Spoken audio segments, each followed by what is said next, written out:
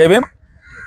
ముందుగా మీడియా మిత్రులకు నా యొక్క ఉద్యమ వందనాలు తెలియజేసుకుంటూ, సార్ ఈరోజు ఈ ఆర్డిటి స్టేడియం నందు ఈ ప్రెస్ మీట్ నిర్వహించడానికి ముఖ్య కారణం ఏమంటే, ఇక్కడ అన్ని వర్గాల ప్రజల పిల్లలు, పేదవాళ్ళు, ధనికులు, ఉన్నత వర్గానికి చెందిన వాళ్ళు, ఆఫీసర్ల పిల్లలు, అదేవిధంగా చిన్న చిన్న ఉద్యోగస్తుల పిల్లలు, ఇక్కడ 6 నుంచి 7 వరకు, 8 వరకు, 9 వరకు చదివిన పిల్లల్ని, క్రికెట్ అంటే కొంచెం ఆసక్తిగా చూసే పిల్లల్ని, అంటే క్రికెట్ మీద చాలా అభిరుచి ఉన్న పిల్లల్ని, మేము క్రికెట్లో ఉన్నత స్థాయికి పోవాలనే కోరికున్న పిల్లల్ని కొంతమందిని జిల్లా వ్యాప్తంగా సెలక్షన్ జరుగుతుంది. ఆ సెలక్షన్లలో చాలా వరకు ఫిల్టర్ చేసుకుంటూ వస్తే ఒక ఎస్సీ పిల్లోడో, ఒక బీసీ పిల్లోడో, ఒక మైనారిటీ పిల్లోడో, అదేవిధంగా ఒక ఓసీ పిల్లలో ఉంటే అక్కడ సెలక్షన్లలో దాదాపు సెలక్షన్ చేసుకుని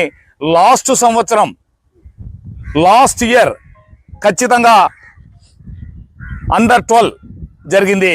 అండర్ 12లో ఇప్పుడు ఈ సెలక్షన్ పిల్లల్ని దాదాపు 11 మందిని సెలక్షన్ చేయడం జరిగింది. అందులో మా ఎస్సీ పిల్లవాడు కూడా ఉన్నాడు. ఆ ఎస్సీ పిల్లవాడు టాప్ నెంబర్ 1.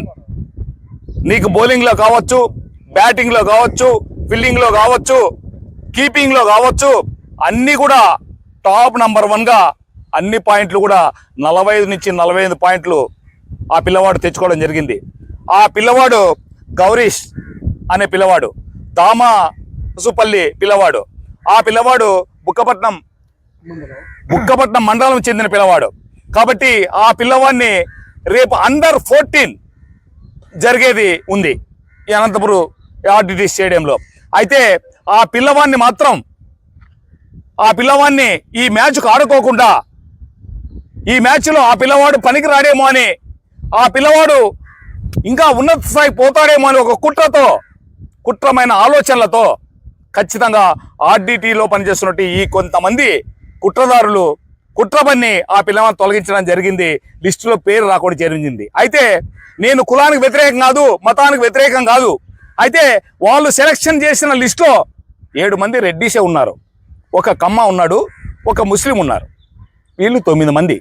మా పిల్లవాడు మరి ఇన్ని టాప్లో ఉన్నాడు, అన్ని పాయింట్లు వచ్చాయి, అన్నిట్లో కూడా ఫస్ట్లో ఉన్నాడు. మీరు ఎందుకు ఈ పిల్లవాడిని 14th అండర్ 14thలో మీరు ఎందుకు ఈ పిల్లవాడిని పిలవలేదు, ఈ పిల్లవాడిని ఎందుకు బయట పెట్టారని మేము ఉదయం 12 గంటలకు వచ్చి మొత్తం సిబ్బందిని, ఈ క్రికెట్ సిబ్బందిని మొత్తం, కోచ్ని అందరినీ కూడా మేము ప్రశ్నించడం జరిగితే వారు లేదు, మా చేతుల్లో ఏం లేదు, ఇక్కడ ప్రెసిడెంట్ చేశాడు, ప్రెసిడెంట్ హైదరాబాద్లో ఉంటారు, మీరు ఎక్కడ మాట్లాడని చెప్పారు.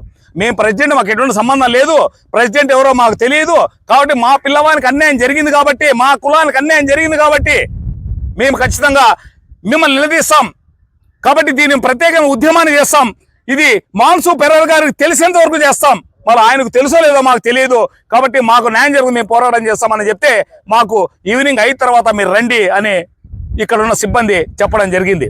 అప్పుడు మేము 5:30కి ఇక్కడ వచ్చాం, మాట్లాడాం.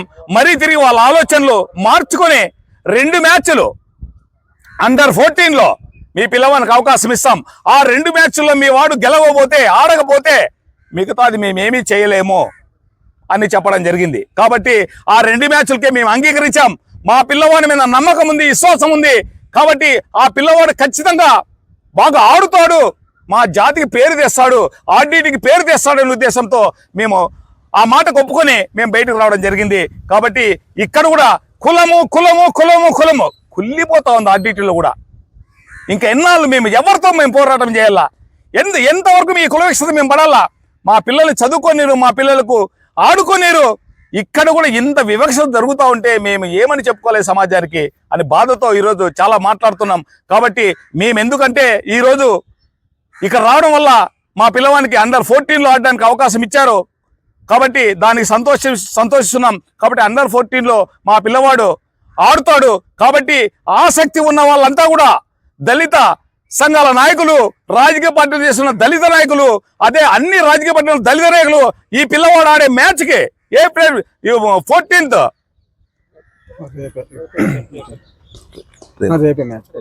రేపు పొద్దున్నే అందరూ కూడా విచ్చేసి ఈ యొక్క మ్యాచ్ని చూడాల్సిందిగా భావిస్తున్నాం. కాబట్టి మీరందరూ దయచేసి వస్తారని మరోసారి మేము వేడుకుంటూ అన్ని సంఘాల లీడర్లు వస్తారని చెప్పి మన పిల్లవానికి మనం ఒక చేయుత, ఒక బలంని, ఒక ఆసక్తిని కల్పించి ఆ పిల్లవాడిని ఆడి ఈ ఆర్డీటీ యొక్క వీళ్ళు చేసిన కుట్రని తిప్పికొట్టాలని మా ఉద్దేశం. కాబట్టి దీని అందరినీ కూడా అందరూ ఆలోచన చేయాలనే ఉద్దేశంతో ఈ మీడియా ద్వారా మేము తెలియపరుస్తున్నాం. కాబట్టి మీడియా ఇది సమాజాన్ని చూపించాలా, మీరు చూపిస్తేనే మా బతుకులు మారుతాయి. కాబట్టి మీరు దయచేసి సార్ మీరు దీన్ని కొంచెం ప్రజల వద్దకు, ప్రజల దగ్గర వరకు పోయేతలు చేసి మాన్సూన్ సార్కి కూడా ఇది చేరేతట్లు చేయాలని చెప్పి మా ఆవేదన మీకు మేము ముందు చూద్దాం సార్.